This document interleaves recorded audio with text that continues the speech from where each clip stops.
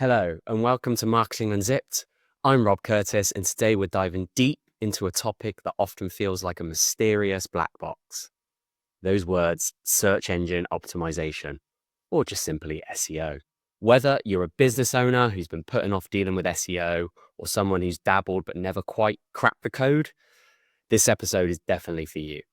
And it's fascinating just how many business owners I speak to who either just completely horrified about those three letters of SEO or think it's some kind of dark art. But here's the thing, while SEO has its complexities, at its core, it's about making your business more visible to the people who are actively looking for what you offer. And who wouldn't want that? So let's start with the basics.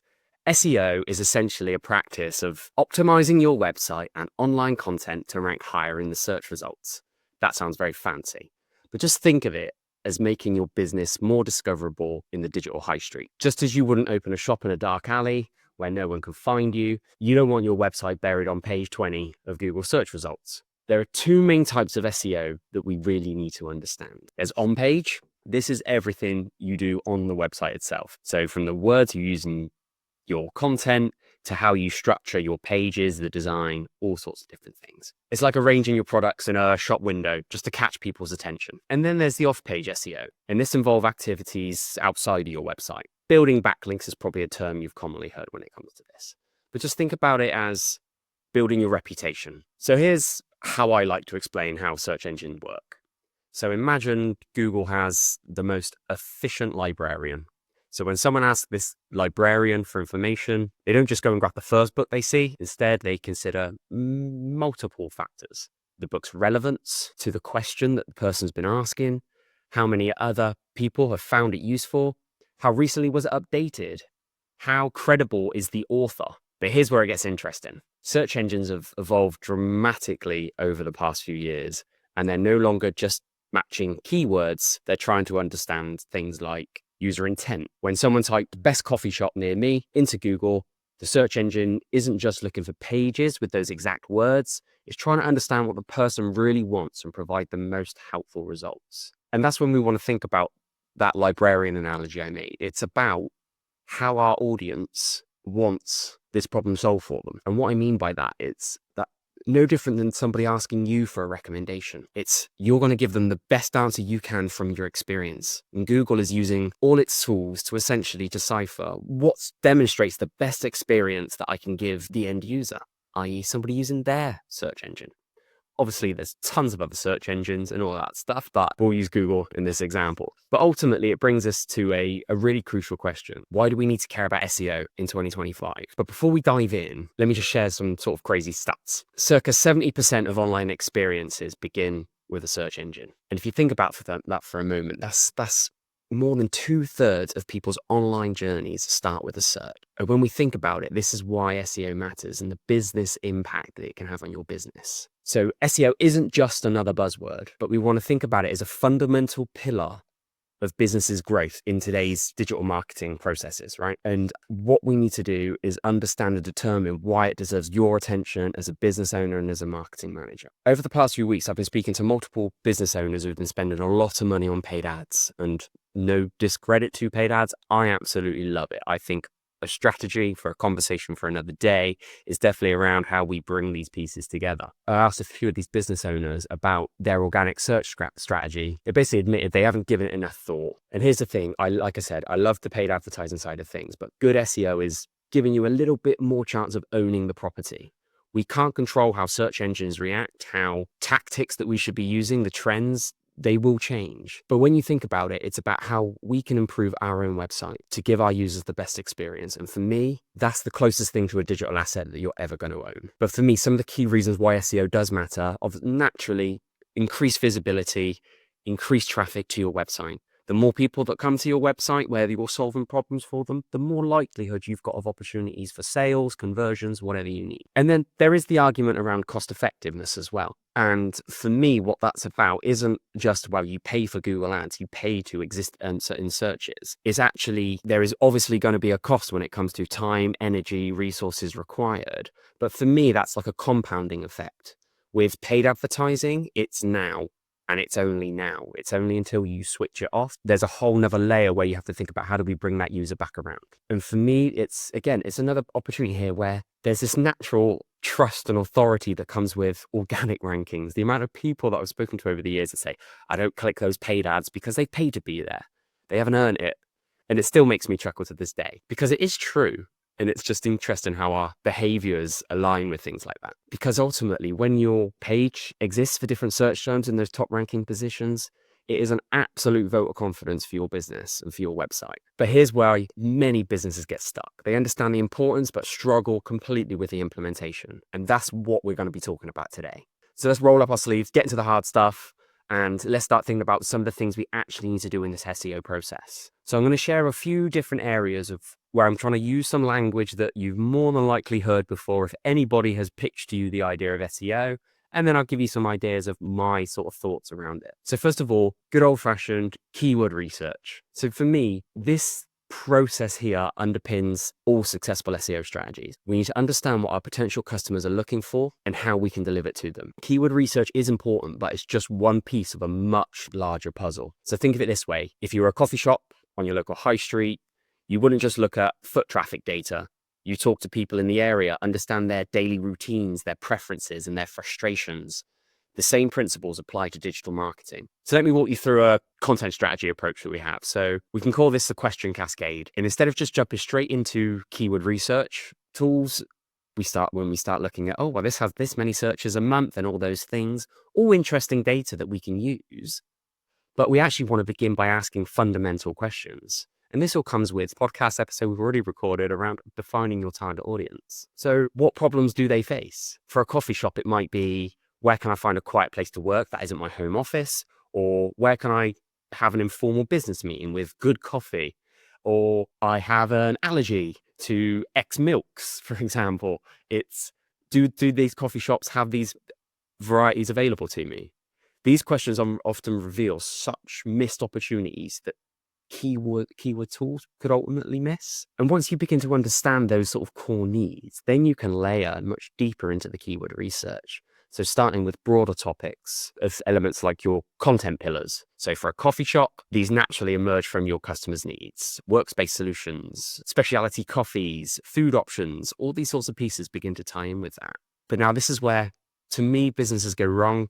They stop at that basic keyword research. As I mentioned, I want to rank for this term because it's got 1,000 searches a month. But through those actual customer conversations, you learn what people really want to know. They may search for coffee shops near me, but then they're actually going to go and take the time to look through your website or to look through your Google business profile and decipher in the content you've created, is this what I'm actually looking for? And then that's where we begin to add more value in our content that we're creating on our website, that I'll talk about in a bit, that will allow us to demonstrate those needs. So when people are looking for other terms like great coffee shops for meetings near me, great coffee shops for meetings in London, Manchester, wherever, it's your content is already solving those problems for them. So we've got better chances of ranking. And we have to think about what content that just truly serves our audience. And here's something about, or for me, what we have to really understand is the search intent. This often gets overlooked again. And this is where things could change based on what people are looking for at different times of day, for example. And your content, somebody looking for a coffee shop at 8 a.m. on a Tuesday has a very different outlook for someone searching maybe 2 p.m. on a Saturday. That could be, I need my coffee before work. I need to be able to go in. It's quick, it's consistent. I know what I'm getting. It's tasty, straight out the door. I'm not spending 20 minutes waiting for it to be made versus I want to go for a nice coffee with a couple of friends. And is there suitable seating arrangements, or is it just a collection coffee shop, or is there only 2 tables? There's so many places in that. Then we have to think about the overall content strategy that we need to reflect all of these different user journeys. And with this, you can start using lots of different tools as well. But you can use things like SEMrush. Answer the Public is a great example. So you can enter a search term and begin to get ideas of questions and more information that people are asked. But my ultimate favorite is Google Search Console. And the reason being is that that can show you the searches that you exist for based on exactly how users are asking questions. And there's always some small nuances with all of these tools. It might not show you all the data, but as you begin to delve into it, you will see there's questions, there's search terms or queries, as the platform calls it, that will actually allow you to say, oh, I'm not talking about that. And it can give you loads more ideas to enrich your content. And talking of sort of enriching your content, coming back to that keyword research mindset, we look at elements such as, or we've coined it as context maps.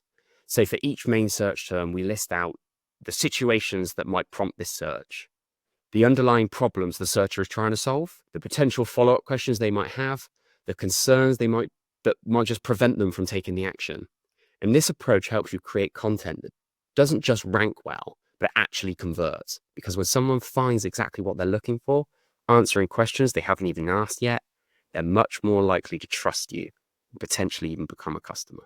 And this brings us to something really vital. I've touched on it a few times or very lightly, but the best SEO strategies don't just chase search volume, they chase relevance. It's better be the perfect answer for a smaller, more specific group of searchers than be mediocre answer for everybody else. So let's talk more about that content quality. For me, obviously, we're in this world of AI where content can be created at the blink of a hat with ChatGPT. My favorite coin is create me a piece of content to rank for this keyword, and off it goes. Magic, kapow, it's done. Seconds. Really easy, right? When we consider what helpful content means today, we know that that's not going to cut the mustard. And I'll look at some real life examples of different content approaches and their effectiveness. Let's examine the word count myth. For years, it was a common trend where your blog needs to have 1,000 words minimum. And yes, this did become a very common trend throughout the industry and throughout thought practices because we were seeing that trend occur.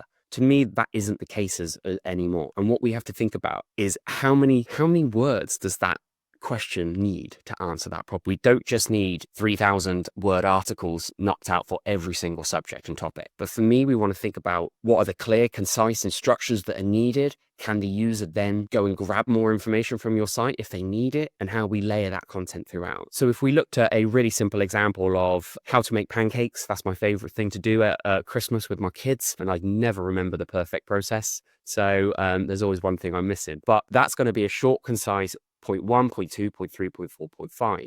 Whereas if we looked into a detailed guide about starting a small business in the UK, that's going to warrant much more depth because of its complexity. Lots more questions could be asked. And as the provider of that content, i.e. you and your website, you want to be able to give that to your audience. But let me share the craft framework that we really like using. So instead of just writing broad generic content, focus on specific scenarios is essentially the case. So for example, rather than a general guide to houseplants, you might create separate guides for low-light houseplants, for north-facing flats, and pet-safe houseplants for small spaces. This specificity really helps address particular users' needs much more effectively. Think about your own circumstance and what you would be more interested to listen to. Am I creating wardrobes in a high-end expensive product line for big glamorous houses, or am I providing wardrobes for small condensed single bed flats? That relevancy piece there is so important because it will align to my searches as the end consumer, but more importantly, actually align to the question that I'm asking. Even examples such as some of those key questions, content of how content should align so much more. So, for example, for a plumbing website, why does my boiler lose pressure in winter? That could have detailed explanations based on real-world examples, including actual photos of different pipe configurations or boiler types to illustrate points. And we could start thinking about all those types of pieces in there that we can then begin to add content to over time as things change, and give us great opportunities here to continually give our audience more value. And what this does is it just helps us build credibility with regular value adds throughout the whole process. The key principle here is effective content isn't about hitting specific metrics. It's about genuinely helping your audience. And I think in this ability for us to create content at such scale, as an example, it can get forgotten about really, really quickly because we're just knocking out all this content and we can't do that for our audience. We're far too intelligent consumers these days to be able to go, oh yes, cool, this article is spammy and completely irrelevant in language, tone to this brand. This just looks like a piece of generic content. It's just not going to fit. So when you're creating your content, just ask yourself, would this actually help someone solve their problem? If yes, you're on the right track. And obviously with this, again, don't be afraid to, even I touched on earlier about the keyword research elements and chasing those big metrics. But go and take some of that keyword research that you found, finding terms and language, or even just subjects that you're considering researching. Forget the volume aspect in this. Go and take a Google at how the pages that rank really well already are there. What are they talking about? And then that gives you an opportunity to think, right, okay, they're talking about X, Y, and Z. How can I make that even better? The third key point for me in the process of SEO is how we build authority. So I talked about some elements there of on-page SEO, and I'm going to flip for a minute to that off-page SEO process. And this is all about creating authority and allowing people in the digital world to be able to refer us. And that's what we're looking for here. When you talk about building backlinks, the game has changed so much. When I first started in this digital marketing world, link building was often about quantity over quality, and now it's a completely different game. You want to think about links as that digital recommendation. So when a reputable website links to yours, they're essentially telling search engines, we trust this source enough to send our readers there. One of the things that's really fascinating about link building this year is it's become increasingly intertwined with elements such as traditional PR and brand building. So let me explain what that means. So search engines have become incredibly sophisticated at understanding the context and quality of links. It's no longer about just how many you've got. It's about the story these links tell about your brand and expertise. So if we break that down, what makes a valuable link in today's world? First, we want to understand about relevance. A link from a major news website might seem impressive and it is still valuable, but we also want to think about, is there an industry element to this? I work with a fantastic PR lady, shout out. And we have this conversation a lot about how people decide that they want to go and they need national coverage for some terrible story. It's rubbish. They've upgraded their desks or some nonsense like that. But for me, what it's about understanding your audience and the context of where they are and what your offering is. So for me, one of the most powerful, valuable pieces is your local media. So being in the B2B space, obviously in the agency land here, for us, some of our best opportunities in and around our local areas are partnering with the local business application websites and pieces like that, where they share stories, value adds, etc. So we look to create content in those because we know that the readers of those will be business owners, will be people that are interested in growth and learning about what's going on in the local area. So for us to be adding value and credibility there, we've got this natural link because we're all serving the B2B space. Again, that's going to have even more value because of the context of the whole website. Or if you're let's think about it, if you're a local restaurant, a detailed review and a link from your city's leading food blogger might carry more weight than a passing mention on a national news site, because there's value with the link coming through to you. You can only serve a certain area. It's great to be included in a nationwide or international publication, but actually, is that going to benefit your ROI and your growth? So let's start thinking about the anatomy of a valuable link. Obviously, over the years, as I mentioned, there's been this need to create volume and lots of layers to that, where it's essentially become just pretty spammy. And my first piece in this is that sort of editorial context. So we want to think the link in our context, in the content. We want to think about the link and the context and how it actually appears. So think about feature articles, expert interviews, detailed case studies. The days of links being buried in the footer of a landing page or in author bios, that impact's long gone. We actually want to incorporate links that could essentially be branded links to, if you'd like to read more, click our website, or even more of a contextual backlink. And what we mean by that is, if you're looking for a coffee shop in X location, that being on an article with a link to your website, again, is educating to Google. This page, this link is about this term. So it's not about how we can keyword spam those, but it's about actually making that more valuable to the user so they know what to expect when they click through. And then the same process for Google. But we also want to think about that user journey. So links that drive actual referral traffic are increasingly valuable. As I said, when it was the quantity game, we didn't care about that. But now what we truly want is people to engage with whatever they're reading, see that there's a link to our website and want to click through to it. And Google can understand that. So again, that becomes a massive trust signal in Google's perspective. And for me, one of the important pieces in this is it gives us an opportunity for topical authority. So like that example earlier I mentioned of how we will create links with our, let's call it local publications. Google can interpret that. Google can understand what website A is about in context to what the link in our website is about, or to what our website is about, and build that relevance between the two links. So there's no point in me having a link from one of our websites to a completely irrelevant industry. Let me say, I've got a link to the Pursuit Agency website from the best local coffee shops. There's no relevance to that at all. But actually, being in a business publication, let's say, or even a marketing publication, a online blog or whatever, it gives us an opportunity to say, right, this website's in the marketing space. We are too. There's a distinct relevance between the two.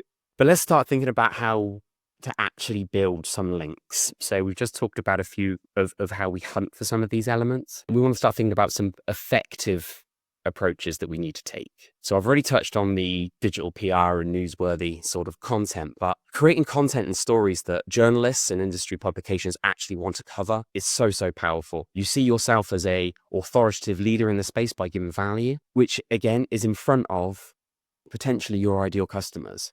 So these could be things like research and data studies, expert commentary on industry trends, innovative approaches to common problems, and beginning to tell your story. But even with that, then we could think about local community initiatives. So, for example, a local business could conduct a survey about changing consumer habits in their area. This data becomes valuable for their local news outlet, business publications, industry blogs, all leading to natural editorial styled links. And again, I've touched on the local approach to PR. So even things like your local chamber of commerce, networking, events and initiatives, your local business awards and recognition, community projects are things that good business owners want to give back to our communities and telling those stories. Things like educational partnerships with local institutions and all those sorts of pieces, and allowing you to essentially contribute expert insight, as I mentioned, participate in podcast interviews, speak at conferences, webinars, sharing case studies, success stories, all these sorts of stories. Again, by putting them into the market and sharing them with the wider world, you're not only enhancing your visibility, your authority, but with my good old SEO hat on, you're bringing back the opportunity of good quality, relevant backlinks. So here's something crucial, I believe, when we think about link building. For years gone by, link building has been its own thing. We do technical SEO, content, link building, and it's all kind of in this SEO process. Whereas now it needs to tie back to part of your strategy about building your overall brand effort. And the most successful businesses we work with, they're not thinking, right, how many links am I getting? And I need to improve and I need to grow the quality of my links. They're actually just thinking about how they build their brand authority. That's authority as an individual, authority as the business, and being able to say and be able to demonstrate to a wider audience of this is who we are and this is how flaming good we are. So when you start thinking about it, let me share a bit of an approach that we find really effective, and it's the ecosystem strategy. So instead of creating one piece of content hoping to attract links, what you can begin to do is develop a comprehensive resource database that can serve multiple audiences. So this could be a detailed course study, reports for industry professionals, simplified versions for a general audience consumption, visual assets of this same document for media outlets, expert commentary then tied to this for local journalists, international journalists, and then taking that with a more localized angle for regional press. So all of a sudden you've taken one large piece of content and split it 6-7 different ways by having visual assets, video assets as well, into shorter form pieces of content. And all of a sudden you've given that one piece of content that you've created more legs to run.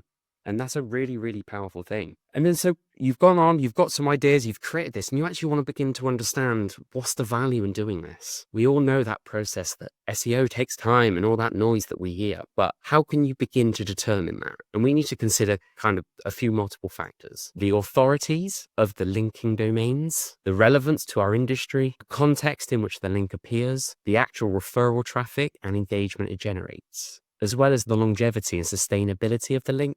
The reason why that last comment is really, really important is that, yeah, brilliant. You can go and anybody can publish a link to your website, but is it actually going to be is it going to still be there in 6 months' time? It's great to have it for 2 weeks, not so much. Because if it doesn't exist anymore, then Google doesn't qualify it. You've spent all this time, energy, and effort.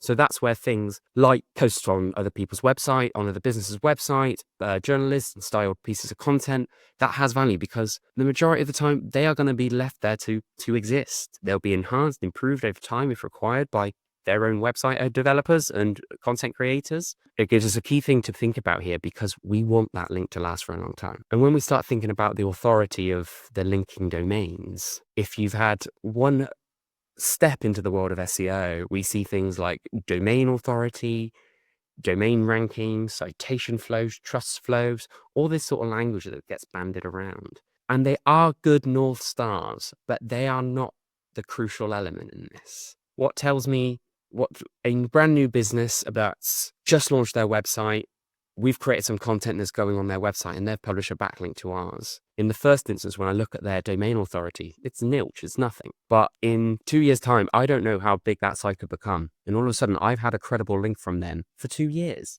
2 years down the line, people are paying them for links. People are begging to have links on their website. And we got on there when things were early. So that gives us credibility as this brand erupts and evolves. We've been on that journey with them for the past 2 years already. So Google recognized that. So it's about thinking more strategically with these things. And I think with that process, it's just so key to be clear in where do we want links from? How do we make sure we're doing the right pieces of that? Because we don't want to cause harm. We don't want Google to be frustrated with our website because we've done things like mass guest posting purely for links. So great examples of this is you can go on Fiverr. No disrespect to Fiverr. I love Fiverr for all sorts of different things, just not this. But you can pay to get backlinks to your website, built 100 for a tenner.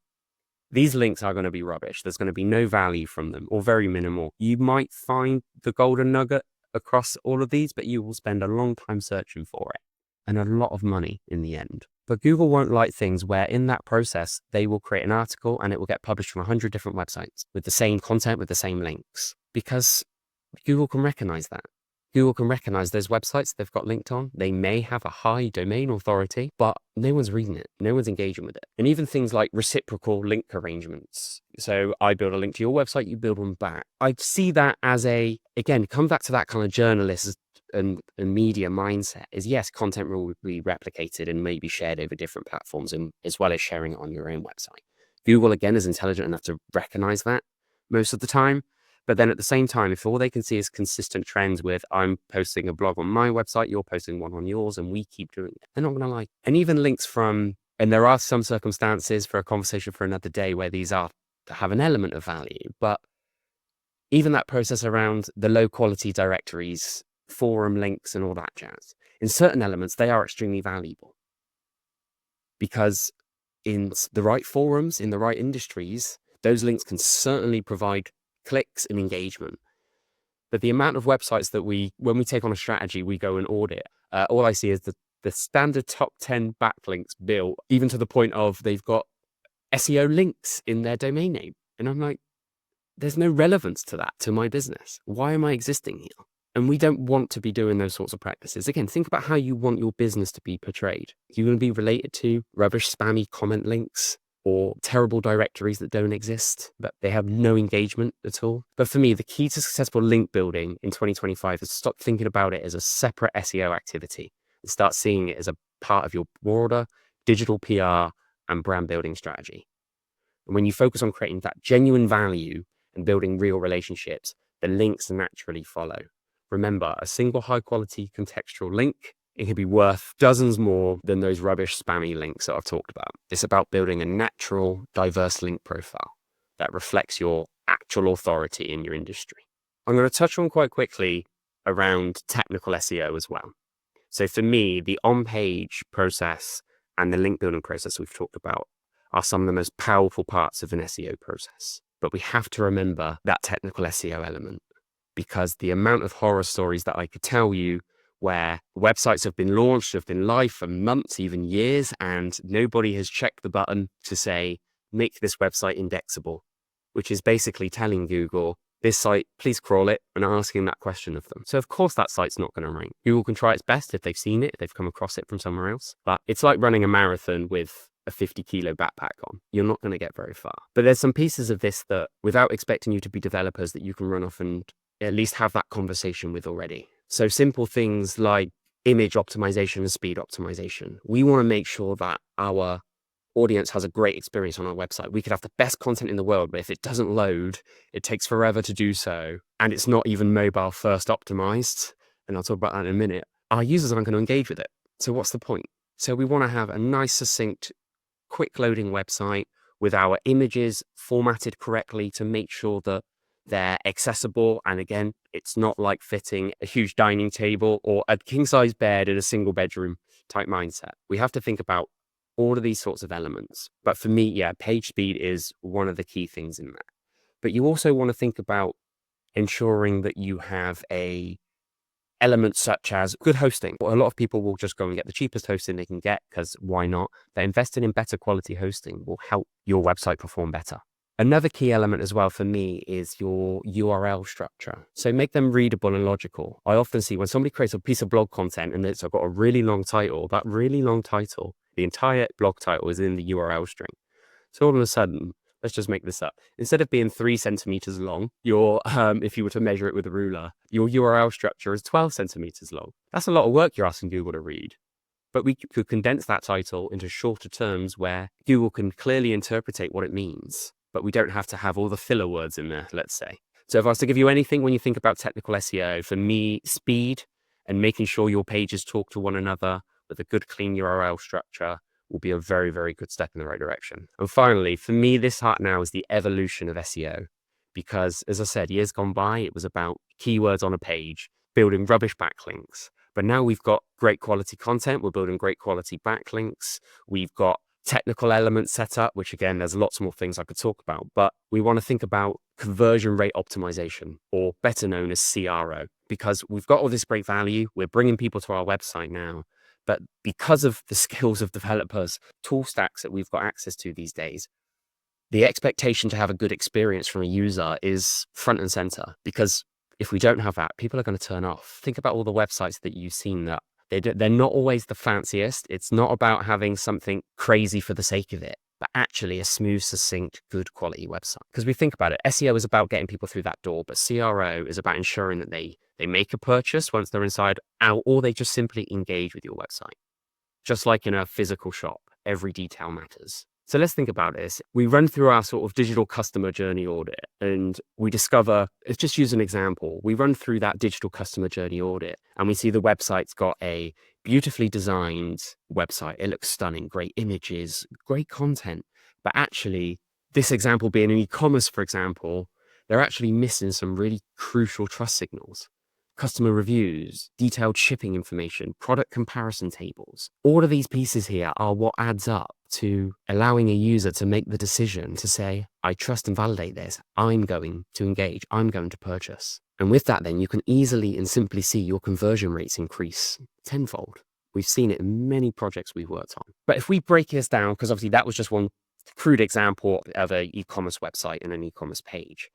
But we want to think about, we've all got different pages on our website and we can't just sell on every single one. So let's take a look at some of those effective elements of CRO for different types of pages. So straight away, blog content, resources sections. I always tell clients that blog posts aren't just about providing that important information. It's about guiding readers towards a specific action. We want to kick people off the ledge in their process to build trust and credibility with you to take the next action. So really easy example in this is you could start with a valuable free piece of content that solves an immediate problem. It could be how to do X or how to do Y, and then naturally transition to related, more complex challenges that your solutions, services, products, they can solve those problems.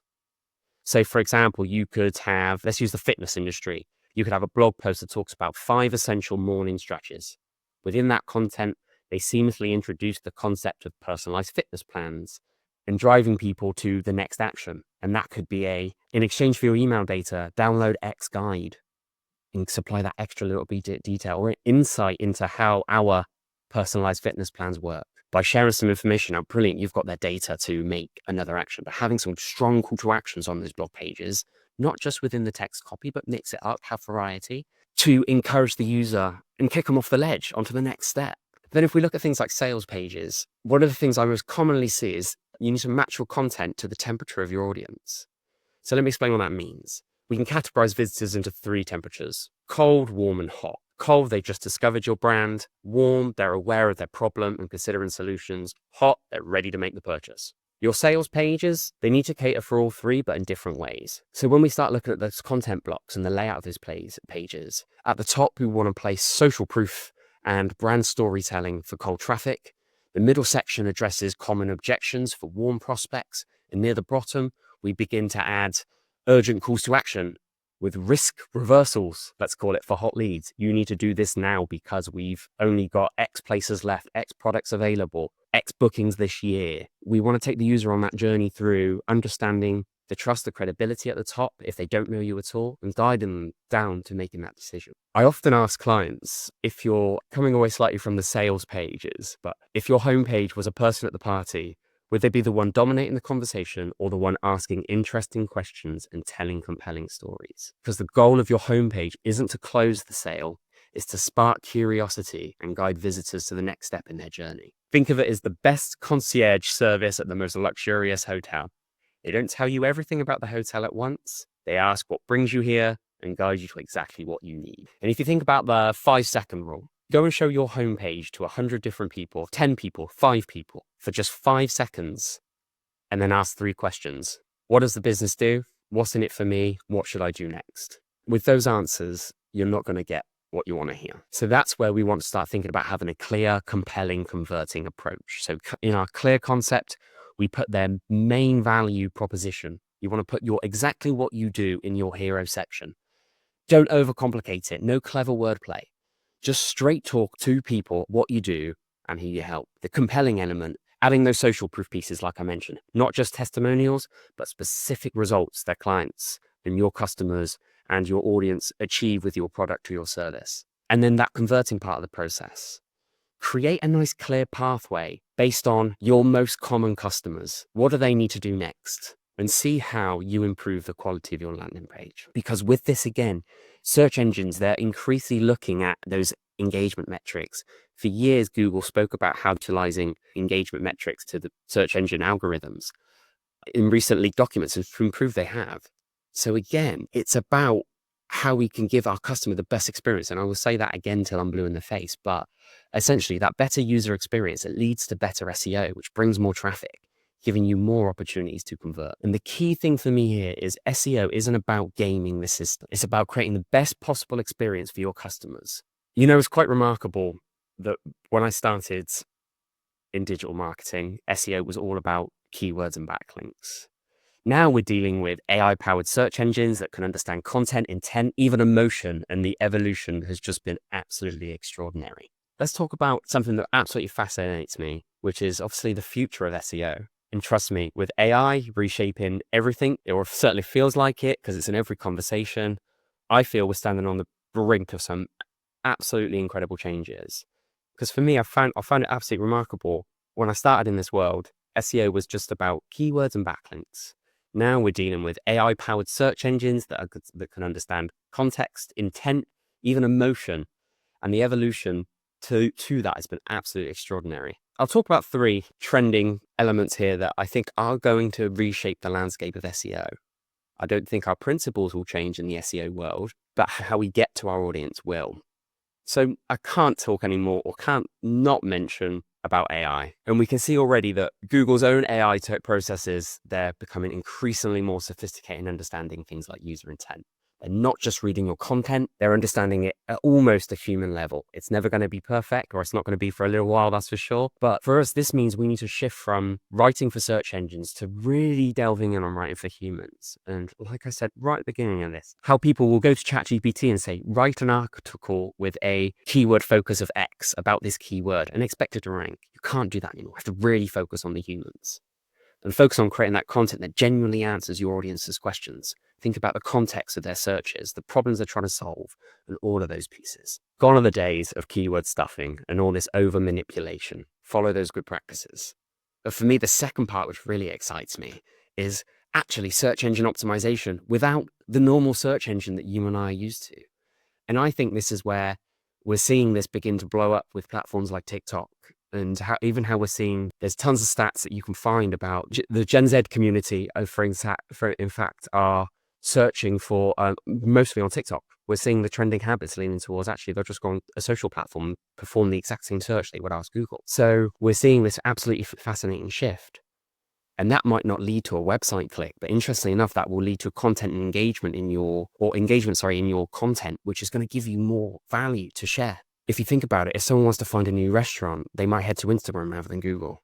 If they want to learn how to do something, they'll often go straight to YouTube or TikTok. I know I go straight to YouTube for most things I'm trying to learn these days. And this shift in behavior is fundamentally changing how we need to think about search visibility. And it is an absolutely fascinating area that we're going to dedicate an entire episode or 10. I could talk about it forever. But just remember, your SEO needs strategy. It needs to consider these alternative search channels and how we ultimately, at some point in each of those journeys, we want to drive people to pages of our website, landing pages, all sorts of pieces. So all of these factors still add up and compound. But for me, one of the really embracing this piece of AI still, but it's how we can really embrace the personalized search experience. Because search engines are becoming more adept and understanding on what you're searching for, and those social search engines, this means the same search query might return different results for different users. For businesses, this means we need to think about search intent in a much more nuanced way. It's no longer enough to target broad keywords. We need to consider the context in which people are searching and create content that serves different users' needs at different stages of their journey. The implications of these trends are absolutely enormous. We're moving away from a one-size-fits-all approach to SEO towards something more sophisticated and much more user-centric. It's about understanding not just what people are searching for, but why they're searching and what they're really trying to achieve. I think it's safe to say we've taken quite a journey through the process of SEO today, and we've explored how keyword research has transformed just from simple data collection into understanding genuine user needs, how quality content now means creating truly helpful resources rather than chasing word counts, and even how link building has become much more intertwined with authentic brand building and PR. I want you to take one simple action that could transform your SEO approach. Right at the beginning of today's episode, I talked about Google Search Console. So if you haven't got that installed and set up, get it set up, please. Pretty please. And once you have, take a look at the top 10 most visited pages. For each one, ask yourself, what question is this page actually answering for my audience? If you can't answer that clearly from any page, that's your improvement priority this week. We really want to align your content with real user intent. It's absolutely crucial for SEO success going forward. I'm particularly excited about the shift we're seeing in the search behaviors with social platforms becoming search engines in their own rights. And this will have an absolutely fascinating development in the coming future, I'm sure. I'd love to hear what insights you discover from this quick audit. I think it'll be really, really powerful. So please share them with me. You can find me on LinkedIn, just under Rob Curtis at the Pursuit Agency. I'll regularly share, discuss loads of digital marketing tactics, especially my true love of SEO and their impact on businesses. Now, before you go, I have a small favor to ask. If you found today's podcast valuable, could you share it with just one person who you think would benefit from those insights? Perhaps a business owner who's struggling with their online visibility, or a marketer who's looking to enhance their SEO strategy. Sometimes just having these concepts explained in hopefully a straightforward way can make all the difference in someone's business journey. I want to leave you with this thought. The future of SEO isn't about technical perfection or gaming algorithms. It's about creating genuine value for real people, whether someone finds you through Google, Instagram, local business recommendations. The question remains, are you providing the best possible answer to what the user's searching? So until next time, I'm Rob Curtis, and this has been Marketing Unzipped.